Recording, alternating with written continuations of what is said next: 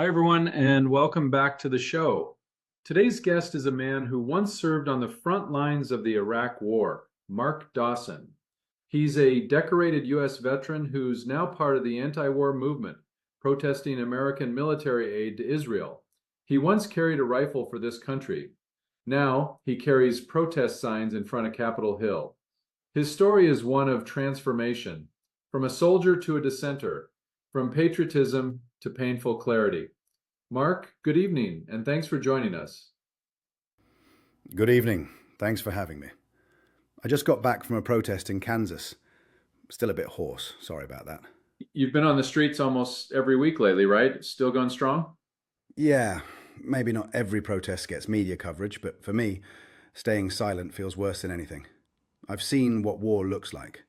I've seen what we've done. And I can't just pretend it didn't happen. Especially not when we're doing it again under the same false justifications. Let's start from the beginning. You enlisted in 2001, right after 9/11? That's right. I was 19. The whole country was in a frenzy. Defend freedom, fight terrorism, that kind of talk. My dad was a Vietnam vet. He raised me to believe in honor, duty, loyalty. I truly believed we were going to the Middle East to protect the innocent and serve our country. I meant it. I really did. So when did that belief start to crack? Iraq. Second deployment. It became clear we weren't there to fight terrorism. We were occupying a nation, dismantling lives. We bombed mosques, schools, hospitals. We shut down cities, cut water, left people desperate. Once, we killed a whole family by mistake. A man was shot, 2 kids bleeding on the floor. One little girl just stared at me. I was holding a gun.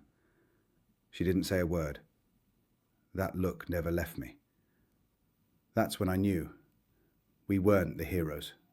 Did you immediately turn against the war after returning home? Not even close. I shut down completely, barely spoke.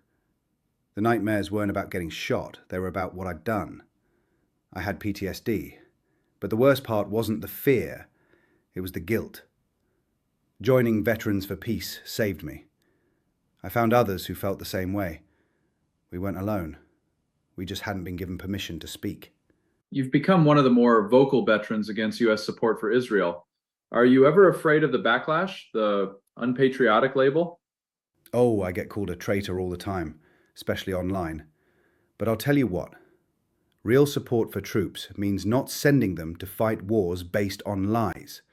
I'm not against soldiers. I'm against the people who use them. War should never be the first answer, and we've made it the default. If you were speaking to a young soldier still deployed today, what would you say? I'd say, you're not the enemy. You've just been lied to. If you could go back, would you still enlist? No, I'd serve in a different way, like this. Telling the truth, breaking the silence. Silence isn't loyalty, it's complicity. I'd rather be misunderstood than obedient to a lie. Thank you, Mark. It takes a rare kind of courage to not only survive war, but to question the system that sent you there. Your voice matters, and we hope it reaches the people who need to hear it most. Thanks for giving me space to speak. Sometimes all it takes is one person listening to start a change.